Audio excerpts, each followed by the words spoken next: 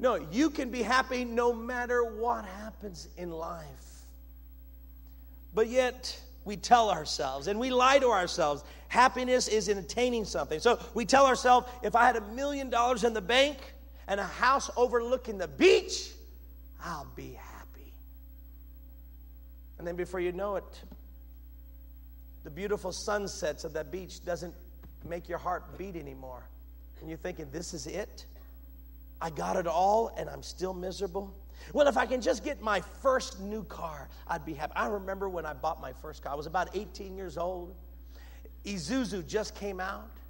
And I went out and I got myself an Isuzu. And I loved my first car, brand new. I told everyone, you can't drink in the car. You can't eat. How many of y'all remember that? You can't eat, you can't drink, you can't sneeze, you can't cough. You know. And it was exciting. But the new smell wears off.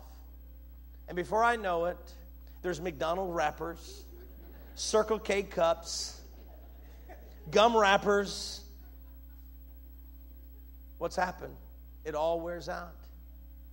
And if you're getting your excitement from things and your joy from things, you've missed it. Then some people say, well, I'm not into money. I'm into health. And so what happens? That's what I need to do. I need to get healthy again.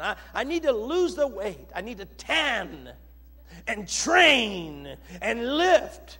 A little laser here and a little liposuction there.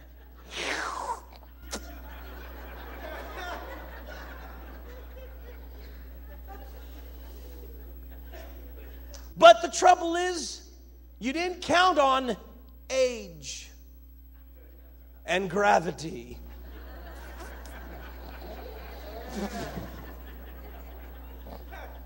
And after a while, you look at mirror, mirror on the wall. It tells us the truth, after all, that we're not the fairest of them all.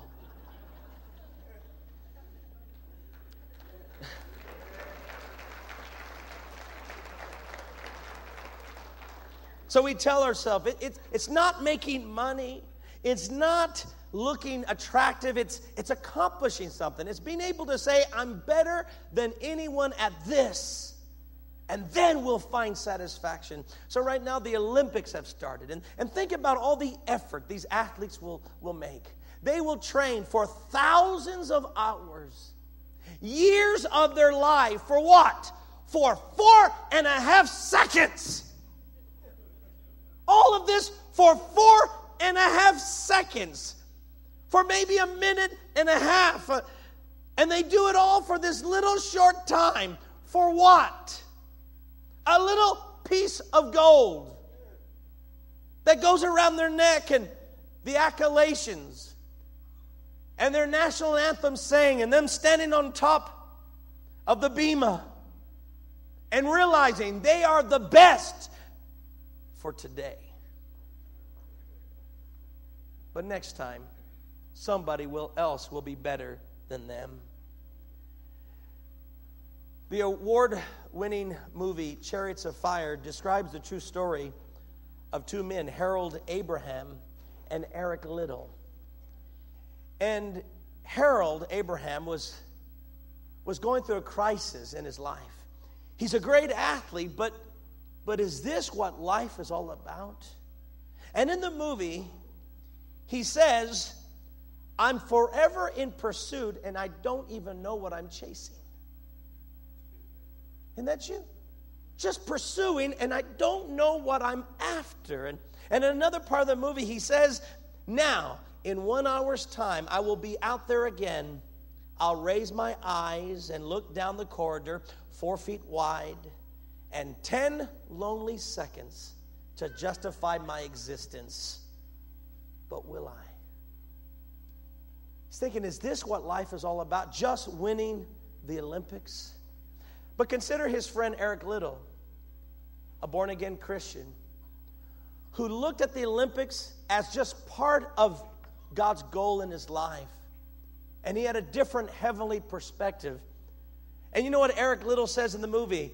I believe God made me for a purpose, but he also made me fast. And when I run, I feel his pleasure. See, Eric Liddell though he loved the Olympics and he ran, he also recognized life is more than just this pursuit. And later on, Eric became a missionary and did God's work that way.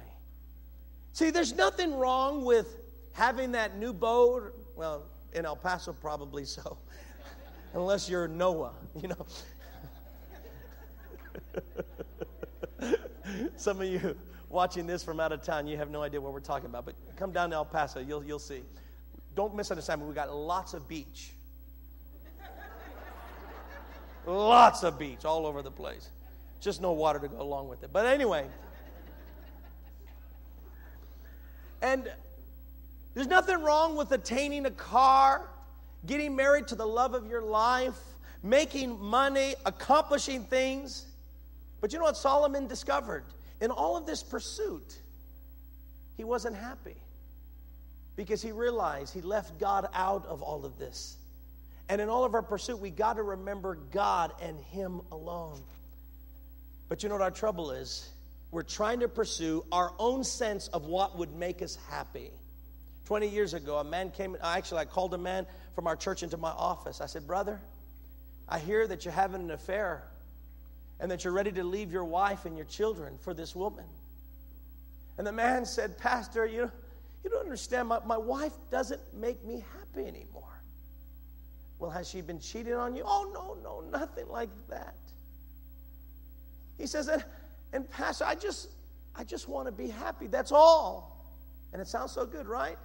And then he made a statement, actually a little question that I've heard hundreds of times since then. He looked at me and said, and Pastor, doesn't God want me to be happy? Oh, I heard that. That's the religion of America, the happy religion. Let's look for a God who only is concerned for our happiness. I looked at that brother, you know what I said? No, God doesn't want you happy. What? I thought that no one would ever answer that. What do you mean God doesn't? And I looked at that brother, I said, God doesn't want you happy. He wants you holy.